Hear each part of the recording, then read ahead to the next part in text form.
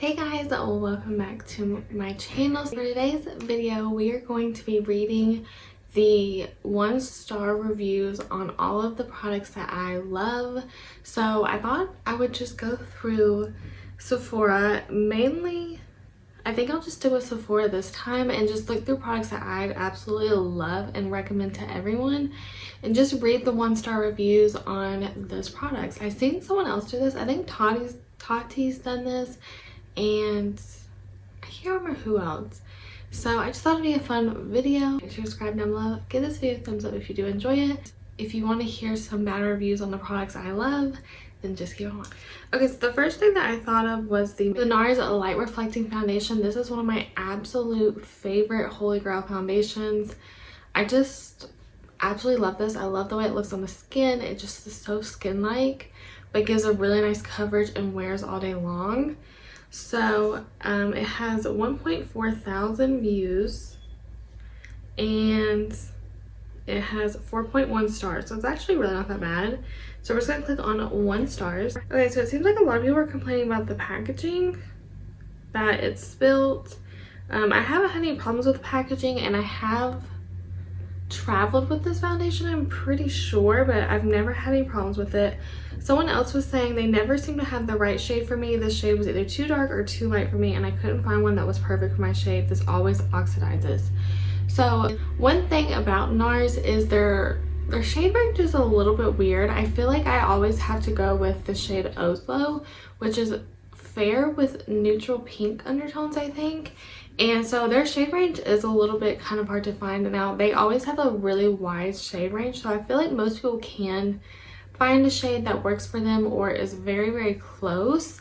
And I've never had any problem with the oxidizing. And normally with like fair skin, I can tell immediately, like if something's gonna oxidize on me, or if I even see reviews that says a foundation will oxidize, I honestly, it will deter me from buying it, because I have fair skin. So if something oxidizes, it just is gonna oxidize to orange, and I'm literally gonna look like an Oompa Loompa at the end of the day. So I've never had that problem with the oxidizing or with it being, and I have found a shade that works for me. Oslo is a little bit too pink for me, but I feel like if I go too neutral with them, it can be a little yellow. So yeah, if you have a Sephora near you, I would just go in stores and see, because they have a bunch of shades. Okay, someone says, I don't like this foundation at all. I usually buy the Estee Lauder Double Wear, but wanted to try a foundation. It was super watery. It felt like watered down foundation, had zero coverage. I went back and returned it. Honestly, don't see the point of this foundation. It's sad because I really like their concealer.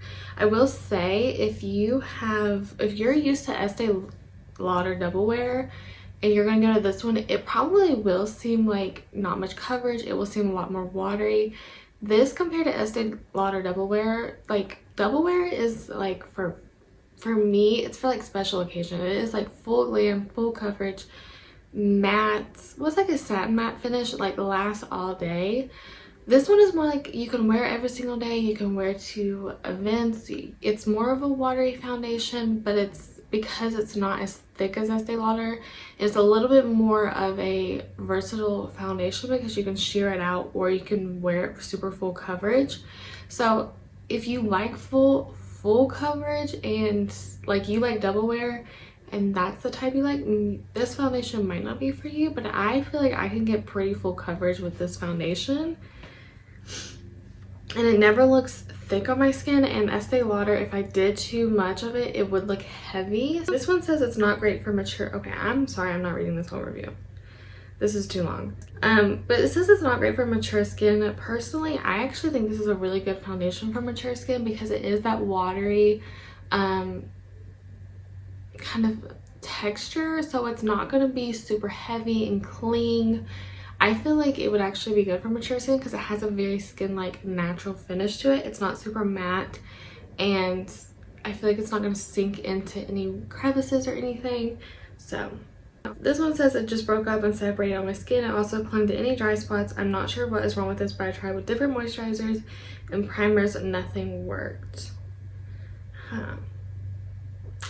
Again, I've never had that problem. What I like to do with this foundation, and every foundation I use, I have oily skin, so I really like to moisturize my skin, and then I always do a pore filling or like a mattifying primer in the T-zone just because I'm oily. And then I do always set my foundations and concealers. Even if I'm not wearing foundation, I still have to set my concealer because I am oily, so I will be a greasy mess if I don't set it. So maybe try setting it if obviously this person is not watching my video, but if you're having problems with this like breaking up or separating, try setting it down with a powder. Maybe if you've tried primers, you've tried moisturizers, you've tried everything, set it down for the breakup and the separations, and then for the dry spots I would just really moisturize those. I don't know what else you can do for that. Okay, okay, this is gonna be my last one. I don't want to ramble on about too many products or too many reviews. This product is awful. It has this consistency of water, and it's basically water itself. Zero coverage, needs multiple pumps just to cover my face once. Not buildable, does not hold up for long, and I've had better coverage with a tinted moisturizer. Okay, do not agree with that at all, because like I just said, I feel like if you're someone who's just like extremely full coverage, then maybe you wouldn't love this one, but I still feel like you can build this coverage up. And it is watery. I see a lot of reviews complaining about it being like a watery texture. It's just a thinner foundation. Some foundations are thicker, some are thinner. It also depends on like the finish. A lot of like dewy hydrating finishes are a little bit more liquidy than a super matte foundation because it's just going to be a lot thicker. To me, a watery foundation is actually something I like. If it's too thick or heavy, I know it's going to be super full coverage, and it's probably going to get a little heavy and cakey. Let's see, I love the Huda Beauty powder. So, and I feel like a lot of people do. This has 1.5 thousand reviews. It has 4.3 stars. So again, like that's pretty good for Sephora. But we're gonna look at the 1 stars. Someone says that Blondie sets so dark, what a total waste of money, and also a horrid smell. I will say this powder does have like a perfumey smell to it, and I kind of like was worried about that when I bought it, but I personally like the smell. If you're sensitive to fragrance, keep that in mind, or if you just don't like a perfumey smell to it. I actually think that this one does smell really nice.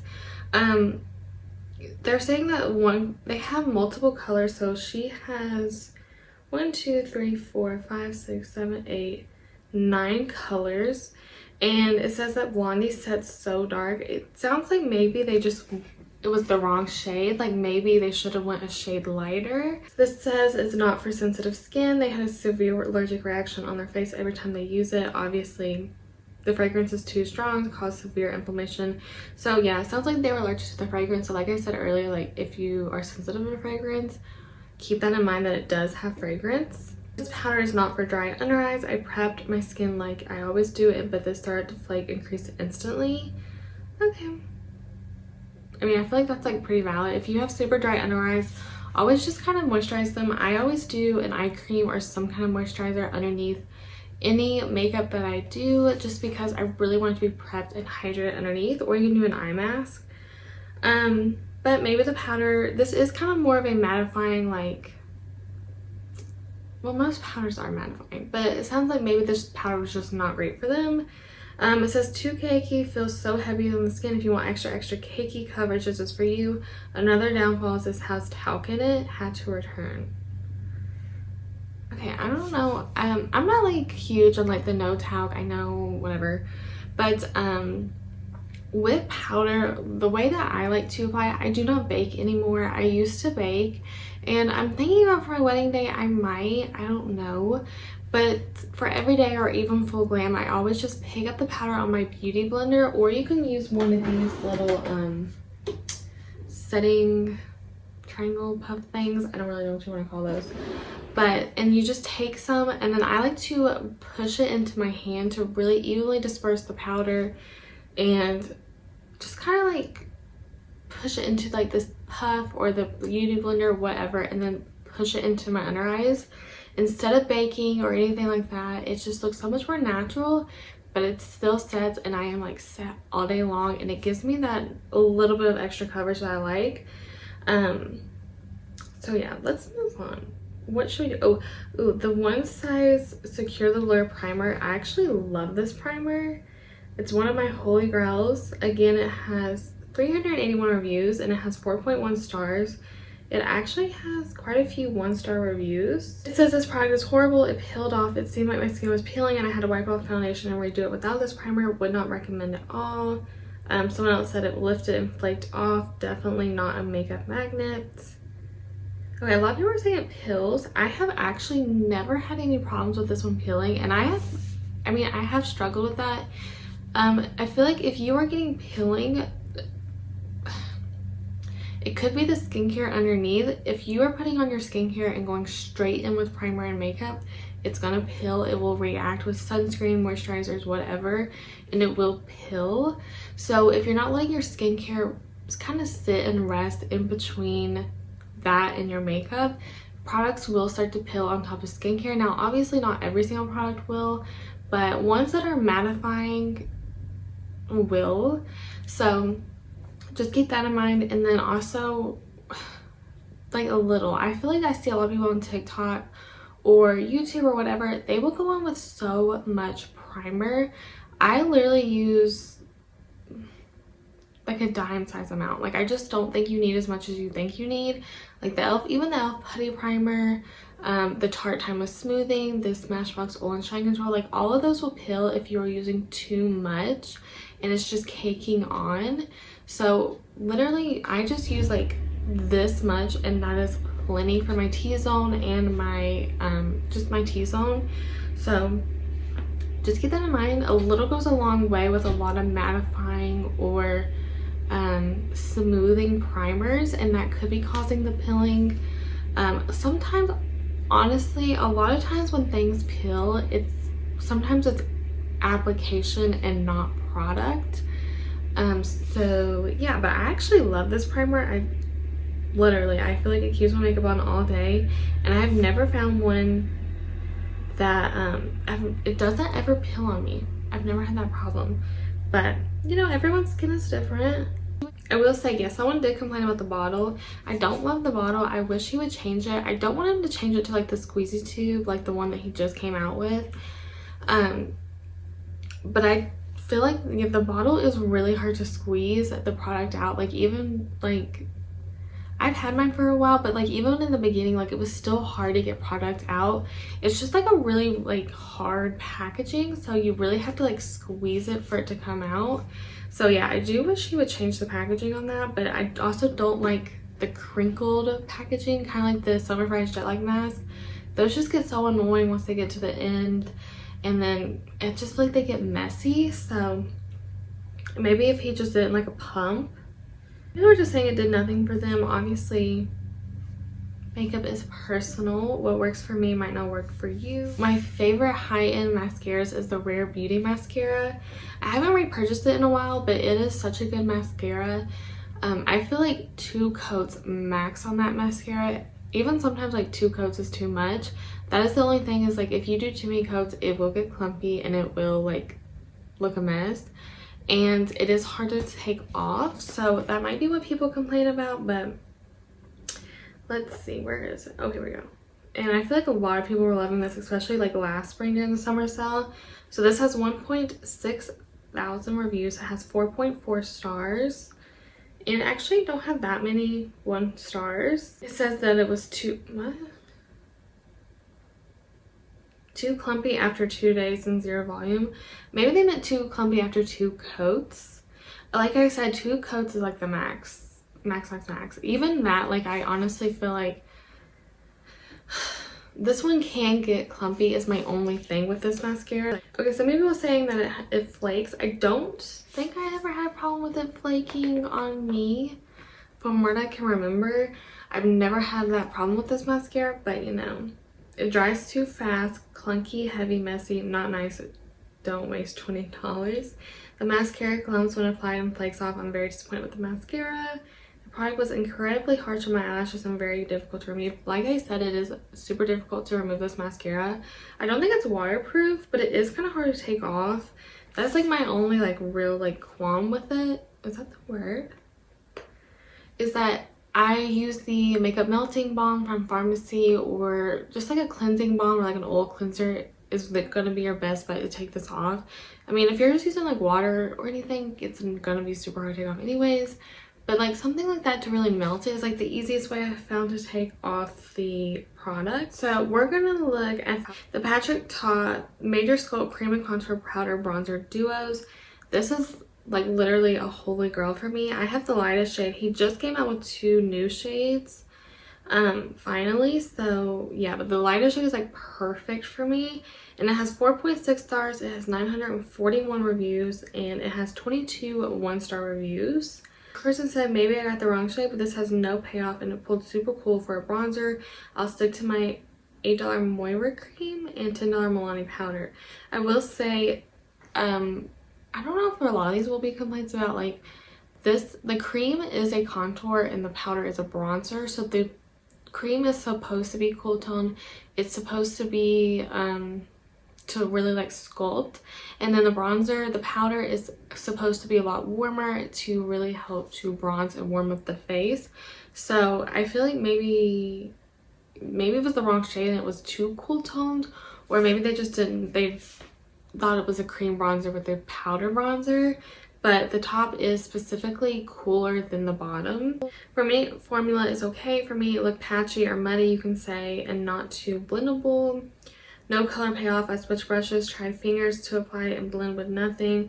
Then my face looked dirty, will be returning.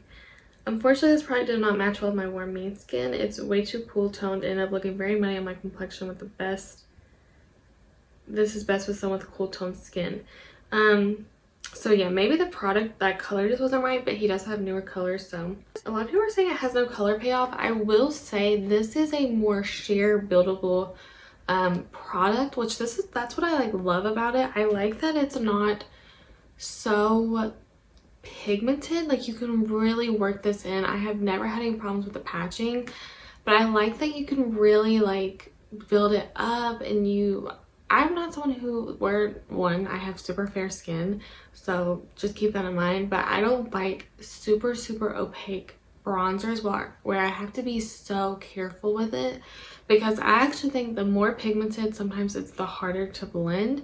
So I like that this one is a little bit more sheer. You can really build it up to get the color that you want, and I just like that it's more of like a buildable formula. Someone says the consistency is too greasy, did not stay on my face, looked very splotchy and dirty.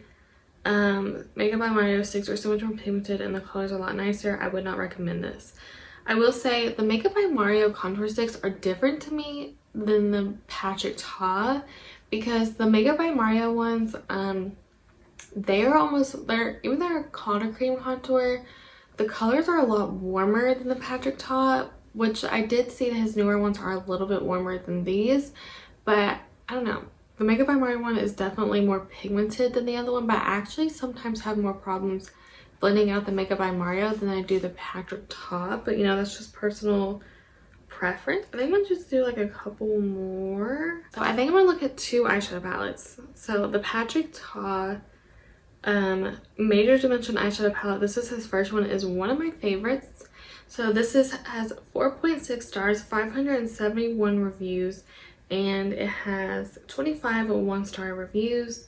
Okay, someone said they were very unhappy with this palette. If they had the box from my receipt, I would take it back. I've had 4 shadows fall off their pan and completely crumble, and 2 shades I didn't even get to try. It's very upsetting with this palette being at the price point. I want to take it back and get my money back. Not worth it.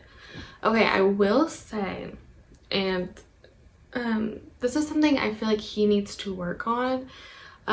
This palette, the first one I got, actually did come with the darker shade. I think it just was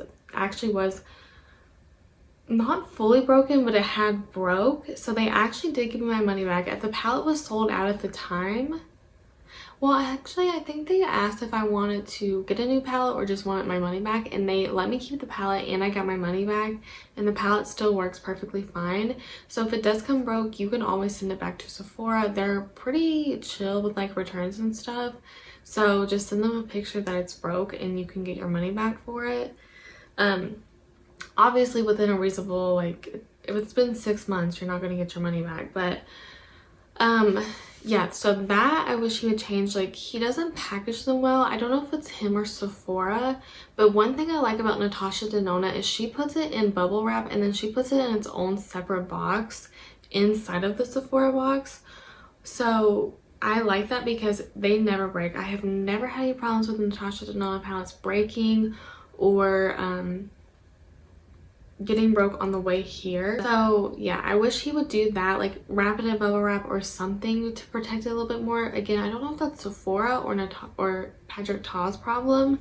So yeah, that's the only thing I wish, because they're very fragile eyeshadows, so that is frustrating that they do break so easily. And I also feel like he needs like better like glue or something, that whatever glues it into the pan, like he needs either more or to glue it down better. So yeah, but I want to see if anyone like complains of like the formula. Okay, someone said this is a very warm palette. No matter what you do, it turns out the same look. Dark, dark, dark, but very unflattering, not a sexy look. This is a warm palette. I feel like it's pretty obvious in the pictures that it's warm, but yeah, I feel like you can get a lot of different looks with it. Like, obviously the way that you pair the eyeshadows is going to choose like if the look is different or not. So anyway, okay, someone said the matte shades are decent, nothing special, but the cream shades are so dark and kind of useless. But the real fail was the shimmer glitter shades. They are a mess, so hard to work with. It doesn't matter how much you apply. There's so little pigment and so much chunky glitter fall. It was a huge mess and looked terrible. Okay, I literally couldn't disagree more. I actually do like the matte shades. Now, are they anything to write home about? No. But for me, like the shimmers in this palette is where this palette shines. Every time I use the shimmers, like I get so many compliments on how good that my eyes look. They're just so, it's like a mature shimmer. It's not gonna be super opaque glitter, and it's not gonna be like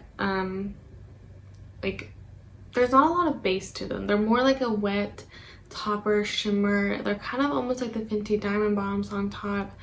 They just look so pretty on the eyes. I cannot ever explain it. They don't have a lot of color backing to them, but just the way they look on the eyes is absolutely stunning. If you've been seeing those Urban Decay like single shadows, or the ones, or Makeup by Mario's like limited edition palette, the shimmers in that, they're very similar to that, where they're not really for like the pigment, they're more just like this like gorgeous sparkle shimmer on the eye. It's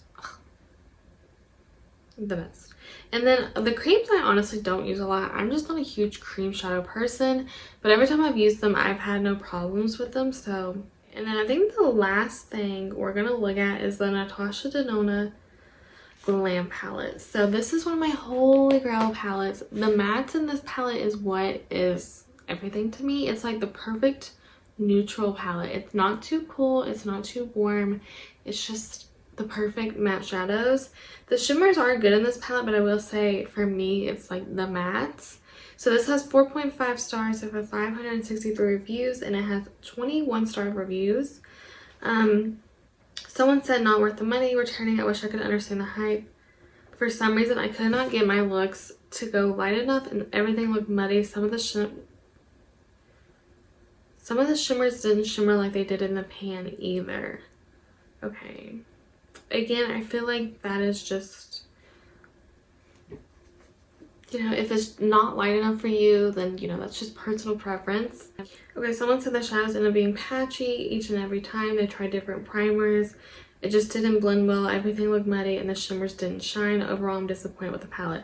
I will say the shimmers in this palette I don't think are super bold, shiny, shimmery, opaque shimmers. I think they're kind of just like, they're shimmers. They're not like metallics. They're more like shimmers. The mattes, like I feel like anyone who's trying a Natasha Denona palette, I feel like most people would say her matte or her matte powder formula, or her mattes to cream, or cream to matte, or cream to powder formula is like where she shines. Like her mattes and her cream to powder formulas are so good. They're so easy to work with. They're so blendable. I've never had them get patchy. I only use concealer as a base, and then I just set with powder, and then on like my more natural days I won't even use concealer or powder, I'll just go straight in with the eyeshadow. So I have never had it look muddy or patchy on me, but you know, that's just me. They don't pick up or apply, wear, or remove without screaming texture. I've never had any problems with it emphasizing texture on my lid. I don't have a lot of texture.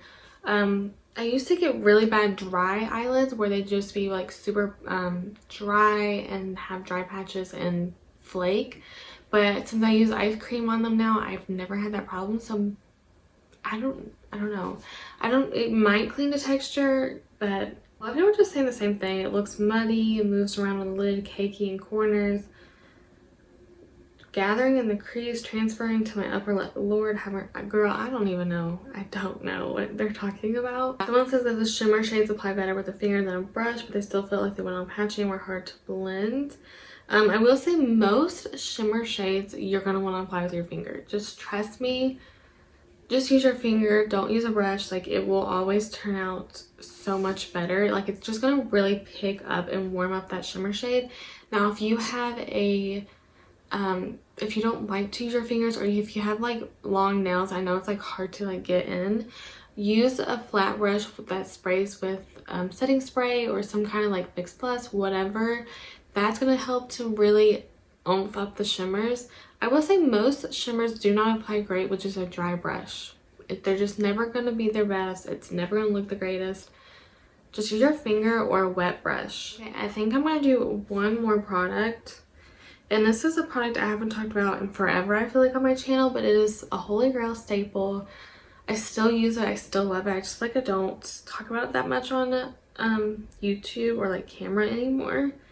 And that is the Fenty Beauty Sun Stalker Instant Warmth Bronzer. This has 4.5 stars and 1,000 reviews, and it has, let's see, 35 1-star. Someone said they had to scratch the surface of the powder in order for the product to finally collect on the brush. There's very little color payoff. It feels like she's wearing nothing. Someone said, so yellow, very fairly pigmented, does not even compare to my Park Avenue Princess bronzer. It applies blotchy. Someone said, so orange, very disappointment. Formula is nice though. I feel like if it looks orange, maybe try a different color, because she has some cooler tone versions and then more warmer tones. So like, I feel like for fair skin, she has like cooler tone, warmer tone. Medium skin, she has like cooler tone, warmer tone. So I feel like you can definitely find a shade in her bronzers. Okay, some people are saying they broke out from it. Again, I've never had that problem, but obviously just keep that in mind if you have like super sensitive skin. Maybe I've never even heard, I didn't know that it was breaking people out. I feel like a lot of people just saying it's lacking pigment, which what I will say about these is that they're very, I don't want to say hard pan because that sounds bad, but they're pressed a little bit harder, so they aren't super pigmented. They're more of a buildable sheer bronzer. Again, that is what I prefer with my bronzers, and that's what I always liked, as I felt like I can go as heavy handed as I wanted with these bronzers and they were still going to go on really smooth, really nice, not going to be too pigmented. If you have lighter to fair skin, you know, like bronzers can get crazy like really fast.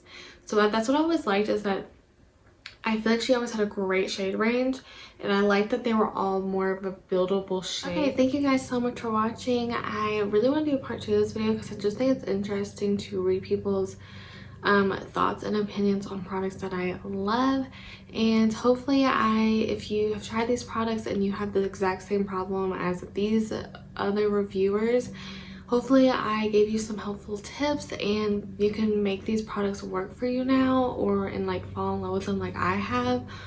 And yeah, thank you guys so much for watching. I hope you guys enjoyed this video, and I will see you in my next one. Bye.